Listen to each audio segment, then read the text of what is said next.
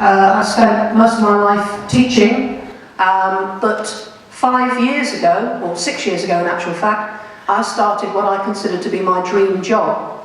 And my dream job was working on the legacy of the Olympics and Paralympics for children and young people. And I worked across the East Midlands, so Nottingham was very much part of my patch, although I come from Leicester, so I live just down the road. A tremendous 5 years promoting the values in particular of the Olympics and Paralympics, which was terrific.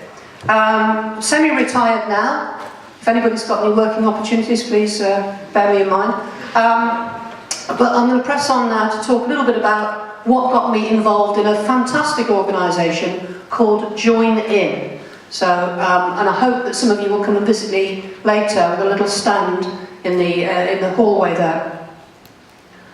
So, my sport is hockey, and I've been playing hockey for far too many years to think about. In fact, yesterday was a very big day for my hockey club because it was 120 years old.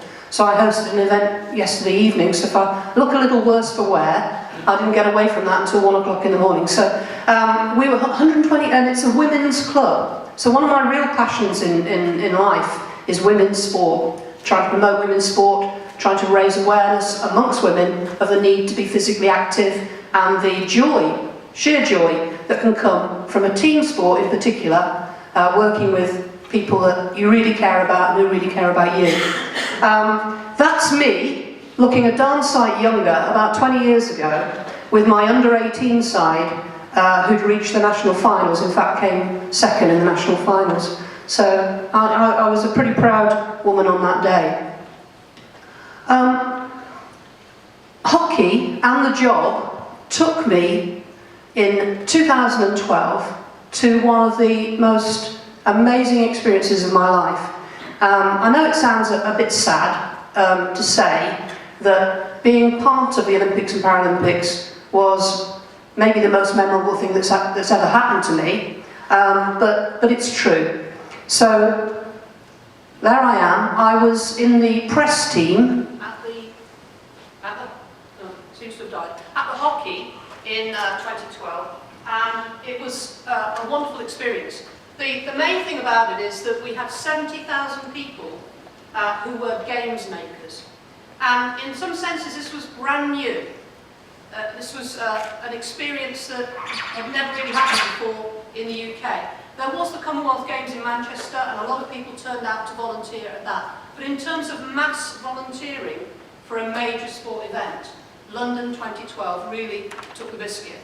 So there were 70,000 people actually wearing that fetching purple and red outfit, but there were nearly 250,000 people, 240,000 people actually applied. So from a personal point of view, more than 70,000 people chosen from nearly 250,000, that was a real buzz in itself. We came from all walks of life.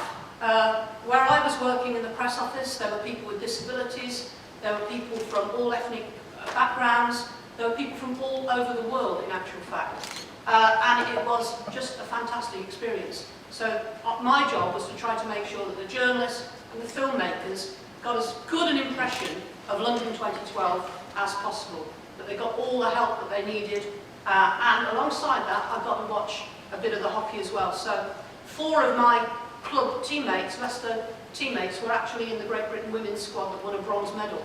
So you can kind of imagine how excited I was on that evening when I was able to see them backstage, as it were, with their bronze medals around their neck, something they'd all been working for so long. One of the things that I think was crucial around London 2012 was the visibility of volunteering. Now, I volunteered for the best part of 30 years. I hope nobody's dying now. But for the best part of 30 years, and for me, it has been incredibly rewarding. And I'll talk to you a little more about the sort of intrinsic rewards of volunteering soon. Just a thing that tells me how long I've got. It's just not right. And, you know, one of the things that I think it did was it enabled people who weren't volunteers themselves to see volunteers in action and think, well, maybe somebody with one of those sponge fingers on, pointing people in the right direction. Or I could be at a railway station, pointing people where to go to get to their venues. It was, did anybody actually go to any of the events in London 2012? Yeah? Quite a few of you, yeah? It was, and I hope most of you at least watched some of it on TV. One of the best moments for me was when 7 young people lit the cauldron. Anybody remember that moment? 7 young people lighting the cauldron, 6 of whom were tremendous prospects from athletics and various sports. One of those young people was a young man I'd spent quite a bit of time working with in the run-up to the Games. He kept it very, very quiet. In fact, he didn't actually know until almost the last minute. But there was a young man from Lincolnshire, Duquette, who got to light the cauldron because he was the preeminent young volunteer in the country. So there's an extrinsic, if you like, reward for volunteering. Most of it, however, is an intrinsic thing. Slightly embarrassing photograph. In all the run-up to the Olympics and Paralympics, we had a sort of celebrity cheerleader, if you like, Eddie Izzard. I've got a bit of a thing about Eddie Izzard, I'm sorry. I think he's great. I think he really breaks boundaries, doesn't he? Hey? He's pushed the envelope in various directions. An incredible guy, and to me, seemingly a very genuine guy. You can perhaps see there a few of us games makers. Eddie's got his games maker uniform on, and there we were. This was the victory celebration down Pall Mall, down the Mall, in London, just after the Paralympics ended, which I was a volunteer at. I should have mentioned that. I was a volunteer at the blind football and the cerebral palsy football. Incredible, absolutely incredible. 2 brilliant events, superstar sportsmen and women, just wonderful. But when Eddie Izzard came alongside a little group of us at the Mall, some of us just couldn't contain ourselves. You can perhaps see a hand over Eddie's head, reaching out to stroke him.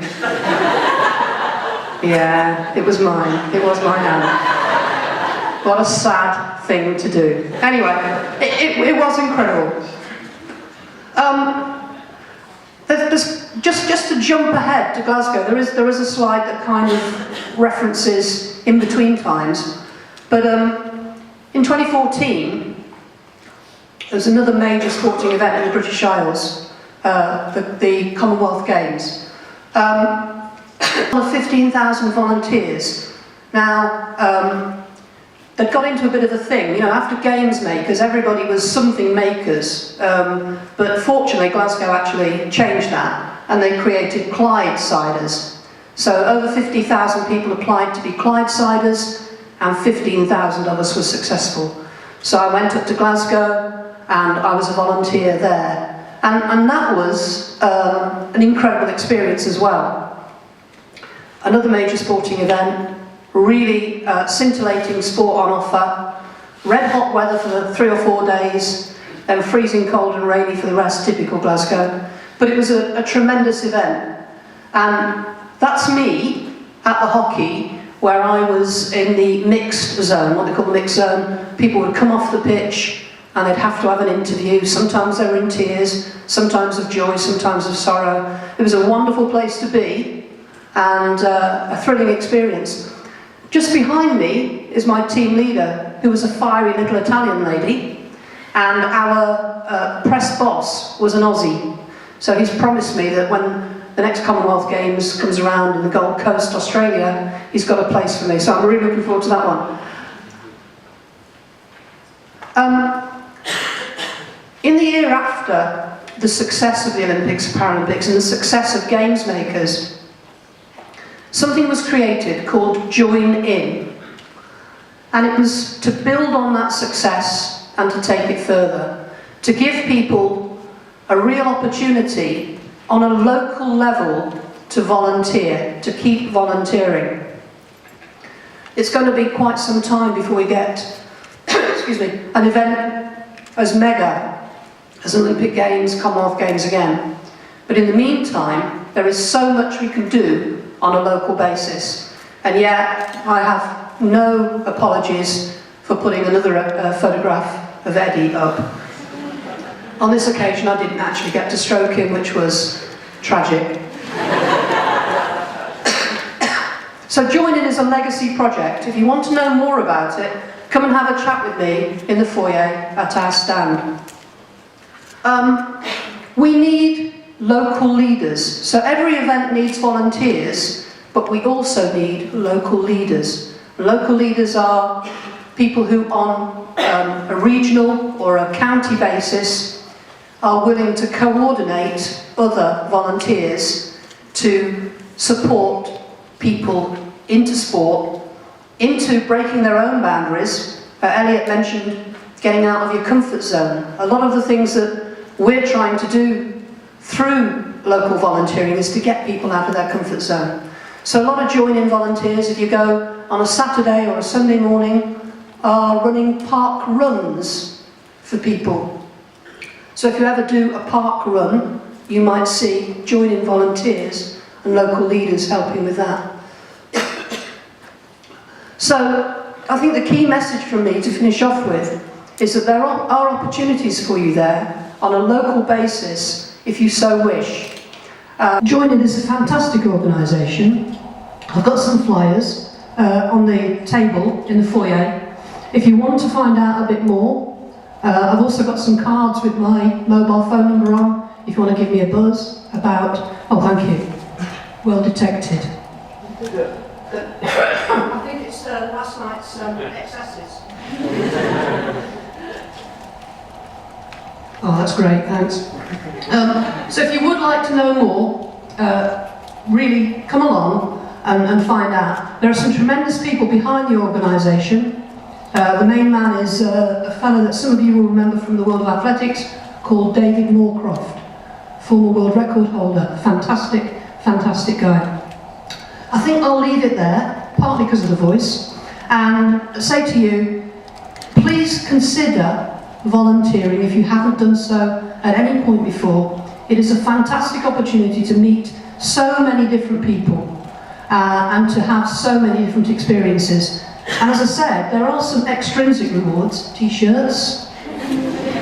What more could you want? Nice little badges from Eddie Izzard saying thank you.